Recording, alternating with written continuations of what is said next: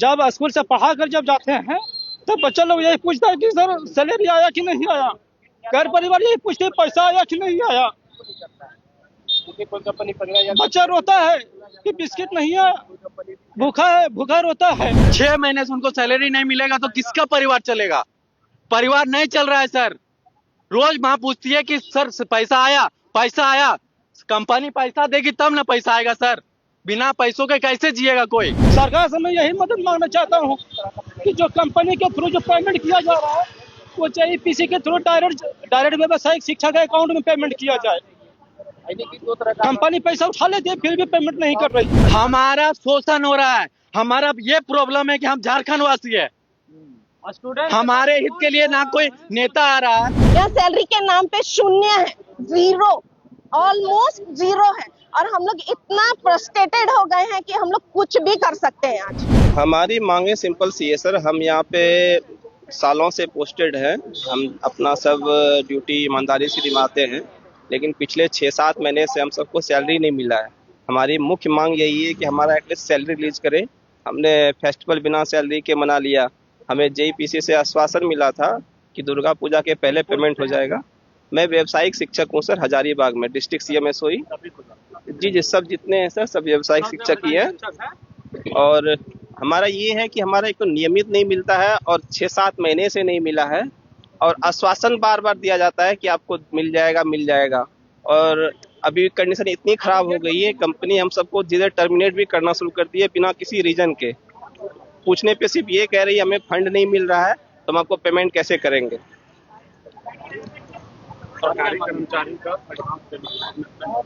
हमारी और भी मांगे हैं सर, जैसे हम सबको आउटसोर्सिंग के तहत ज्वाइन कराया गया, लेकिन अभी हम सबको वैसा कुछ प्रॉफिट नहीं मिल रहा है और संविदा कर्मी में ऐड करने की बात हो रही है।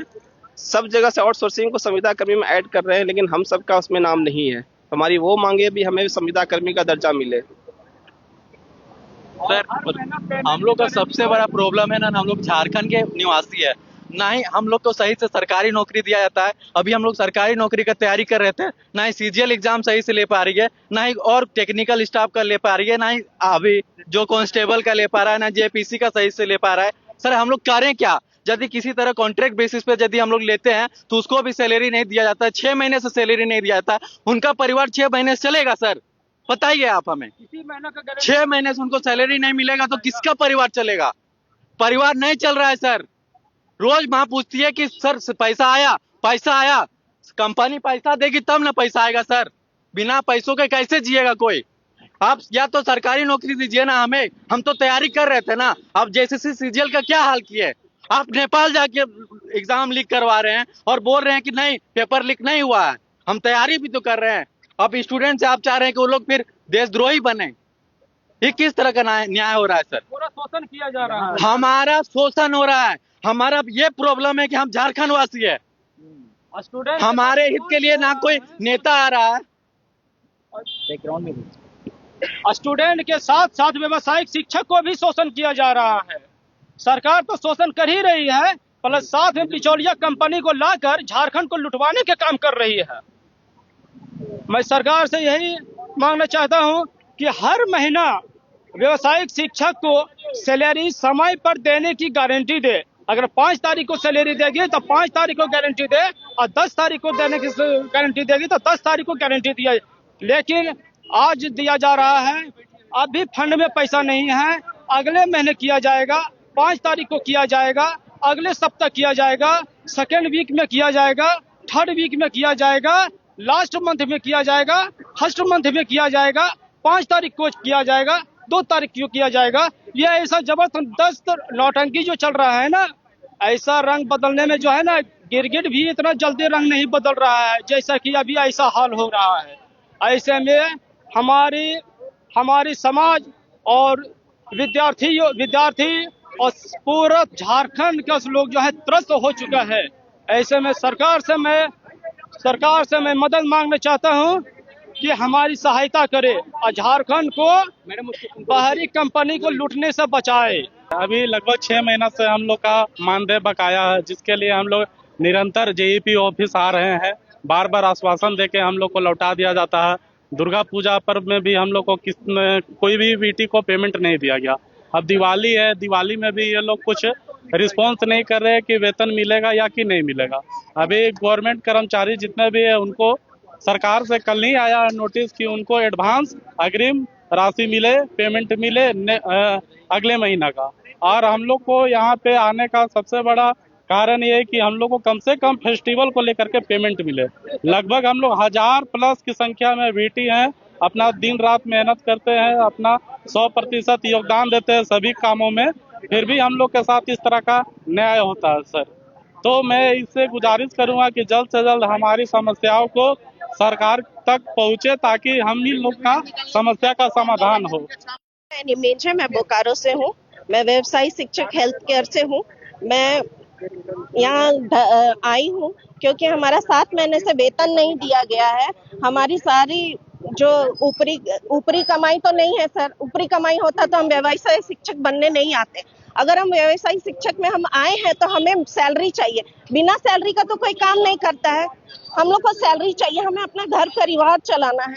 इतना महीना से हम लोग सैलरी के लिए आ रहे हैं, बस आश्वासन में आश्वासन। कभी 15 तारीख, कभी 31 तारीख, कभी 2nd वीक में मिलेगा, कभी 4th वीक में मिलेगा। ये तो तानाशाही हुई सर।